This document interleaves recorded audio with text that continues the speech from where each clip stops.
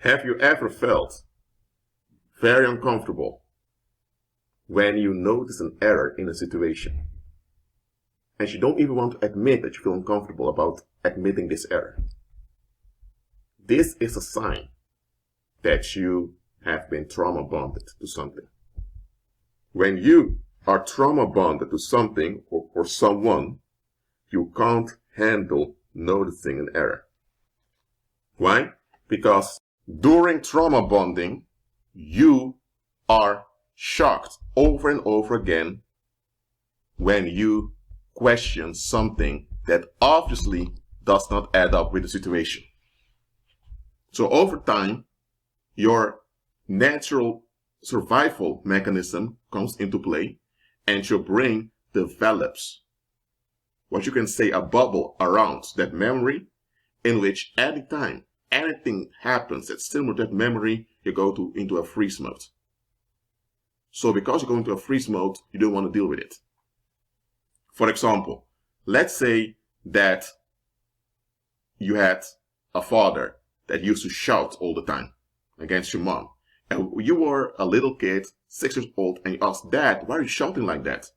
And your father almost turned on you to smack you. Your brain got the message that you're about to die, because that man with his heavy hands smacking you at 6-year-old, you'll be finished. It didn't actually happen because the senses of the man came to him and realized, what am I doing? But what happened? Your brain developed a bubble around that memory. So you don't remember that you questioned your father's rage and that your father almost smacked you into the hospital to nearly kill you. You don't remember that. But the memory is stored in your brain in such a way that anytime someone is upset, you tend to just give in to what they want. Why? Because it's similar to what happened when you were 6 years old. You don't remember what happened when you were 6 years old, but your body was shocked in such a way that your body built a bubble around the shock so that you would never experience such a shock again. So now you're an adult, and anytime someone around you talks in a direct way, you think they're rude. You think they're attacking you.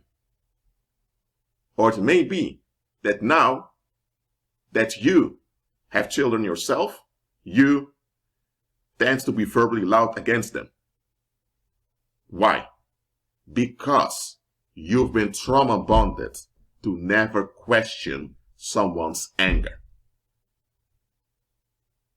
Because that man was the one you were dependent on and you had no choice but to be around him, the only way for you to survive the situation was to not see what was going on. That's how you have people that grow up with toxic naivety. Being naive itself is not a problem, but when your naivety is toxic, it means that you just can't handle facing anything that's unpleasant. Why? Because in the past, when you questioned things that were unpleasant, instead of just discussing it with those around you or explaining it to you in an empathic way, you were being shunned, you were punished, you were afflicted. So you got the message, never question uncomfortable things ever again. All people have been trauma bonded to society, because society can only function and remain in existence as long as its adherents are trauma bonded. Without trauma bonds, no society can function. This may sound very weird to you, but just think about it. In society, you grow up, you get a first name, you get a primary language. Those are all practical things, but you also get toxic restrictions of how to speak to your parents, how to speak to people that are older than you, how to behave, how to feel, what to question, what not to question. You get a set of restrictions. Some of them are practical, but many of them don't add up. And because you depend on those older people, you tend to get along with them. But when you're a bit older and you question why, you often don't get an answer. And sometimes the answer you get is in an accusative way. And because you don't have other options, because somebody told you that when you walk by faith that you have the resurrection power of Christ, to divert violence away from you. Because you were not informed about that, you don't know any better, you just have to find a way to get along with what other people want or else. And you're not even allowed to mention this or else. Because when you mention the or else, you're pointing the finger to people who are being violent, and they don't want that. So you're told that when the society becomes violent towards you, it's your fault because something you've done. You're not allowed to hold people around you accountable for enabling the violence. All people in this world have been trauma bonded to society. All have. That's why everyone needs to be delivered. The core of a trauma bond is an error you're not allowed to see. That's the core of all trauma bonds. There's an error that's obvious, but you're not allowed to see the error as an error. This is also called the elephant in the room in the English language. It's an issue that's way too obvious, but nobody dares to speak about it because everyone is invested in avoiding the issue. And this is something that varies in every society. In some societies, it's racism. In other societies, it's poverty. In other societies, it's sexual violence. There is an error that should be dealt with, but you're not allowed to acknowledge the error.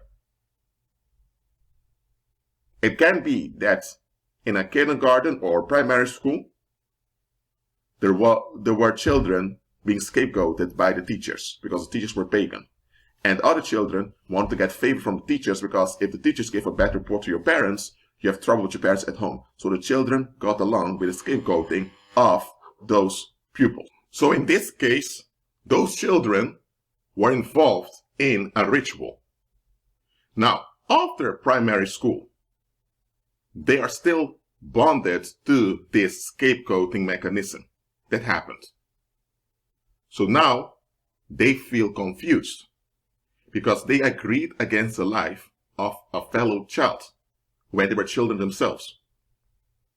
And so now the effect of this is that later in the workplace, they will agree with oppressive policies of employers, even when it's obvious that they're being exploited. Why? Because when they were groomed into this scapegoating mechanism at the primary school, they got compensation. The compensation was, you're not like that kid over there. You're not as rude as he is. And that is something that often happens in society. Well, often in European society also, because this is a military thing that comes from the ancient Greeks, that the world has taken over. Children are groomed in evil by offering compensation for complying with evil. One way to do this is to trouble one child and then treat the other children very well. So the other children are treated very well. They want to be safe. As human beings, you want to be safe. So they want to retain this good treatment of those adults.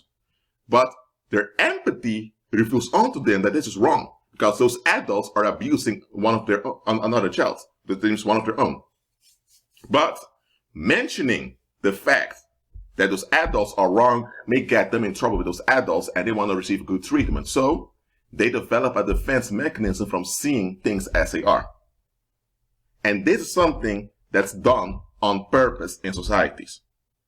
Don't think it's strange if you have schools where you have pagan teachers doing this. It happens. Why do you think that this public school system came into existence? The public school system, as we have today, comes from Prussia.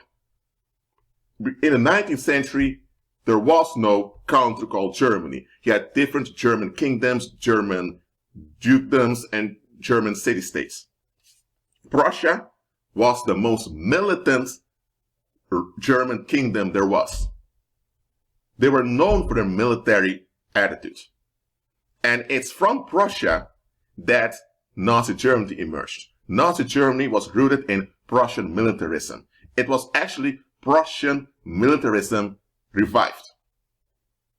So our school system, as we have today, derives from Prussia, from Prussian militarism. And militarism is worship of Apollo, the beast. So the present day public school system has its roots in devil worship. During the German Empire that emerged in 1870, that lasted till the early 20th century, during the German Empire, Prussia was the most dominant German kingdom, and it was Prussia that actually governed the Commonwealth that became the empire. And in the Prussian school system, in Prussia, corporal punishment, so hitting children, was allowed by teachers. And were even teachers that made a game of it. Which teacher hit the most children? Very sick things happened. That's why you had generations of traumatized people. And that's why when Hitler revived Prussian militarism, many got in line, and the horrors that happened in Europe were the consequence of it. So, trauma bonding is a key ingredient of society.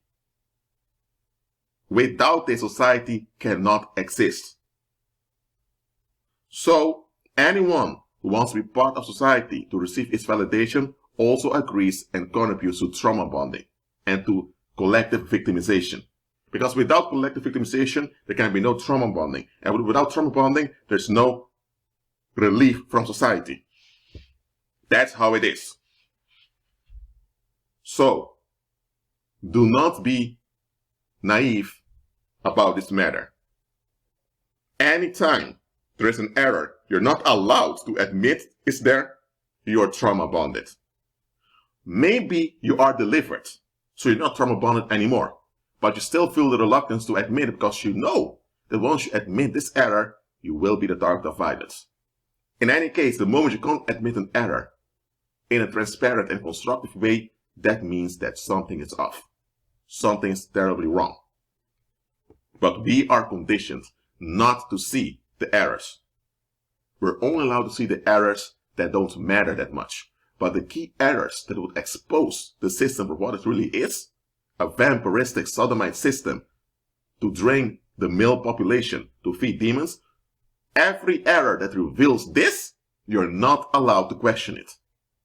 Even hinting that those errors exist may get you in physical trouble. Yes, physical trouble.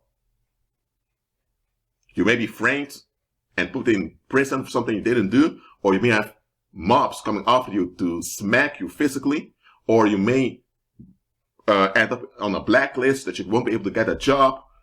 There are serious violations that will come upon you when you question the key errors of society. That is why people that hint to those errors are called conspiracy theorists, or they're made ridiculous. Now today, that's what happens. In the past, you were killed or you were brutally abused over and over again for doing so. Why? Because commoners don't want to face anything. They just want relief. And anything and anyone that disturbs their relief, they attack. That's how worldly people are. That's why pagans take advantage of the violence of commoners, and they don't trust commoners at all. That's why pagans want to hang around other pagans, or when there are exceptions, they want to hang around believers. Pagans do not want to mix with commoners. Absolutely not, because they know how commoners are. So, are there errors you don't want to admit to? And why don't you want to admit to those errors? Ask this to yourself. Because listen to what I'm saying here.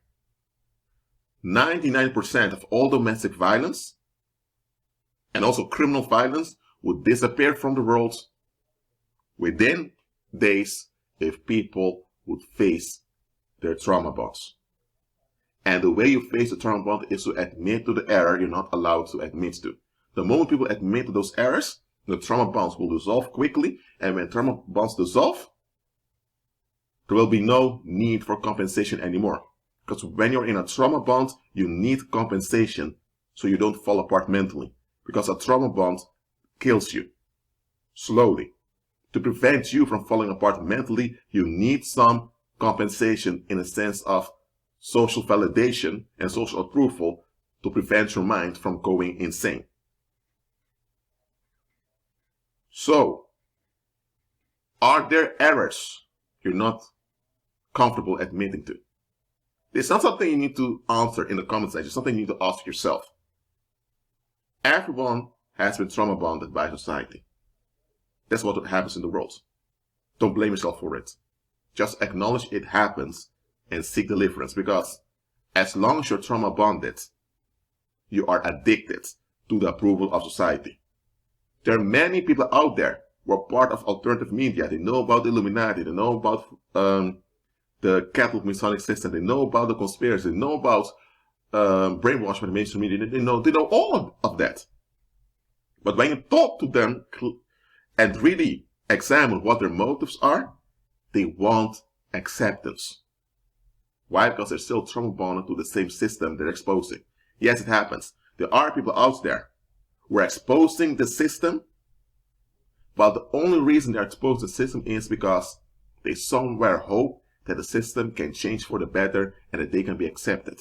They're still trauma bonded and addicted to the approval of society. It is because they don't get this approval that they're acting out against the system. So them exposing the system does not mean they are in the truth. It means that they don't want to face the light, so they revolt just to make sure that they are noticed, that some type of acceptance comes to them. So examine those who call themselves truth seekers, because many of them are not actually interested in the truth at all. They have this deep-rooted addiction for approval, and it's through attacking the system that they hope to gain this approval. That's why with such people, when you mention Christ, they shut down. They want to talk about that. So then you become confused and you think, hold on a minute. You know that the system is satanic? If it's satanic, it means that there's someone who they're opposing, namely God. So why don't you want salvation from the system? I give you the solution. I mentioned the one who's able to redeem you, but you want to hear about it. It is because of this believer. That individual has no interest in deliverance. They want the approval they have been fighting for. When you're trauma bonded, you will invest in the ones that violate you in hopes you will be accepted by them. And some people don't get this acceptance, and that's why they turn on the system. But they only turn on the system just to push the system to validate them. So not all people out there who call themselves truth seekers are really truth seekers. There are even such people that come in the name of Christ just to get support from believers. But they're not with believers, nor are they interested in believers nor Christ. They just want to use believers to get approval from the same system that drags them to the lake of fire. So understand this, believer. As long as someone is trauma bonded, they are a risk to your health, a risk to your safety, and a risk to let me say, they are just a risk to you. A risk to anything that's of value, and a risk to anything that's important to you. Now, when you're born again and you are delivered, such people cannot remain long around you because you're covered. But if you don't walk by faith, if you're not renewed in your mind and you have such people, they will make sure that Satan remains close to you. Not on purpose, but the enemy will be using them.